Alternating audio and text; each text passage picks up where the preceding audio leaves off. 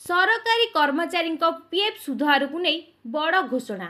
हाँ आज्ञा, केंद्र सरकार सामान्य भविष्य निधि पांठी बा जीपीएफ और अन्य संपर्कित पांठी उपरे सुधार अपरिवर्तित रखा निष्पत्ति नहीं। अर्थ मंत्रालय द्वारा जारी एक विज्ञप्ति अनुसार 2025-26 आर्थिक वर्ष यथा अक्टोबर 1 रु डिसेम्बर 31, 2025 तृतीय त्रैमासिक जीपीएफ उपरे सुधार 7.1% रहिबो। तेबे जीपीएफ हेउची केंद्र और राज्य सरकारी कर्मचारी एक बाध्यतामूलक संचय योजना जहाँ सेमानकु अवसर पर आर्थिक सुरक्षा प्रदान करे।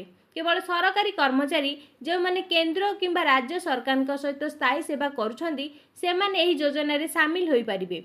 कर्मचारी माने प्रति मासरे सेमानक दरमार एक स्थिर अंश साधारणतः सर्वनिम्न 6% सेमानक जीपीएफ अकाउंट रे जमा करंती। सरकार जीएफ उपरे सुध मध्य दियंती जहाँ प्रति त्रैमासिक स्थिर होता है।